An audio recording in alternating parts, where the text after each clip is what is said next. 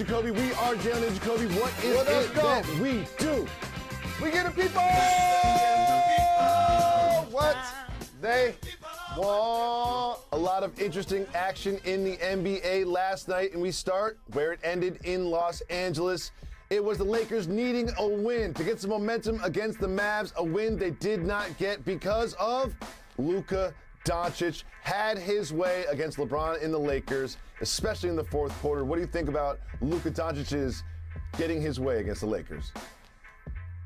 I just think when I'm watching League Pass on a nightly basis, watching young players ascend to be superstars like Ja Morant and Luka, it's just been dazzling, Jacoby. And the thing is, complete game. Last 7 games, triple-double, but a supersized one with 35 points. And you know Luka feeling himself when he catching tip dunks. Look at Luka get on up over Dwight Howard catching a tip dunk. And as the game progressed, I was like, man, you know, Luka, when I'm watching, you know how when you're watching the league and you like, you know what, if I was in the league, my game would be like that player. I decided last night that if I was in the league, that Luka would be me. You know what I mean? Don't say it, Jalen. Don't say it. I'm here to support you. I'm here to sell you as my co-host, but I can't go there. I can't go there. In my irrational fandom, fans that didn't play get to do this, so I get to do this too. When he's going between the legs, behind the back, and looking for LeBron. Look, he was hunting LeBron, searching, finding, hunting LeBron James. And you know what LeBron was thinking?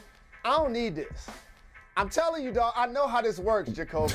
It's one thing for LeBron to have to be like the face of the franchise and have to be the leader at the podium and have to lead the team in scoring. But now Luka is in his bag and I got to guard him the entire time? Like, well, he was hunting LeBron. He was hunting for LeBron and getting right past him at will. Jalen, I'll say this about your Luka comparison. There are 2 things you have in common, okay? 3 things. You're both slow, you both can't jump, and you both at times were slightly out of shape during your career. Those are the only 3 things you have in common with Luka. But you mentioned LeBron James at the podium, and here is what the King had to say about the Lakers and where they are right now. Until you stump me out, cut my head off, bury me 12 feet under, then I got a chance. So that's my confidence. As long as we got more games to play, we still have a chance. You know, I hate losing. I feel like poop right now. But tomorrow's a new day, and I'm going to be prepared and ready for the Clippers on Thursday. But that's my mindset. That's just who I am. The Lakers still have a chance until they've been mathematically eliminated. However, it seems like that chance of a successful season is just getting smaller and smaller every single time they take the court. And I feel bad for the King when he using terms like stomp and cut and bury. And he even said 12 feet. You know it only takes 6 to get the job done.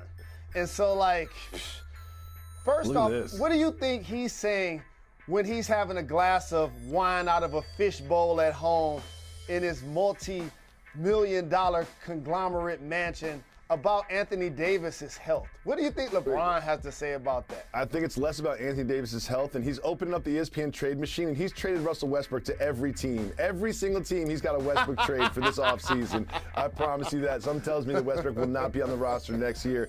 But, Jalen, we do have to give a hat tip to the Mavs, who played well, and it was, look at Westbrook. Again, it seemed like every time Westbrook had Doncic in front of him, he tried to do something with it, but these aren't just misses. They're bad shots and bad misses. The sad thing is, you know how much I root for Russ. And he got to get the ball on the move. Did you see the one time late in the game when he caught the ball cutting and he got the 2-hand dunk? Yep. Like, that's the action that he has to have. It can't be like, oh, I anticipate that I'm going to be open at the top for a 3. That's what everybody like, he open for a reason. You see what I'm saying? Like, even on that 3 that he shot, like, as you anticipate the ball coming to you, you got to get the ball going downhill. And sadly, when they're playing each game, Westbrook is trending. And it's like, what did he shoot tonight? And it's unfortunate that a lot of his like field goal attempts and makes look like concert dates. It's like 317, 318, 319. It's like, oh, okay, cool. Kendrick Lamar gonna be in town. And so like I really feel bad for him because if he was in another situation, even a lottery type situation, he would be a triple-double and like people would be excited to watch him play. But when he can't be the ball dominant performer, he just can't be at his apex. And it's unfortunate to watch because he's from LA getting booed by his home fans, and we're talking about how he's the problem and how one of the greatest players of all time can't wait to have him off of his team. Well, and to answer an earlier question of yours, Anthony Davis needs to get healthy because LeBron James didn't wake up like, you know what, I want to be a center. He played center basically all games. Dwight Howard came in for like 8 minutes, and LeBron James at the center. He looked tired. They just looked small. They looked beat up, and they got beat up, and the Lakers need to win in the worst way. But let's move on to the Eastern Conference, a team headed in the opposite direction, the Boston Celtics. They were down in this one to the Hawks. And then in the third quarter, they just turned on the defense. And they've been doing this all 2022, one of the best defenses in the league. And it just seemed like every time the Hawks were working just to get a shot off. What do you think about this resurgent Boston team, especially their defense? That's the key. And they lost Jalen Brown to an ankle injury early in the game. And you're right, the Hawks did get off to a really good start led by Trae Young. But it was the defense of the Boston Celtics and the timely scoring of Jason Tatum. He had over 30. And so Ime Udoka earlier in this year didn't panic. He reinvested in what he wanted to do. He talked loudly about this team competing better defensively and sharing the ball. Look at those 7 assists from Jason Tatum. The team heard Marcus Smart earlier in the year about moving the ball, playing together, and playing with toughness.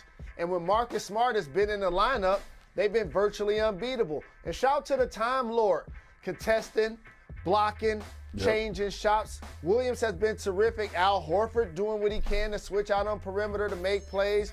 Williams leading the league in percentage of corner three-point shots made.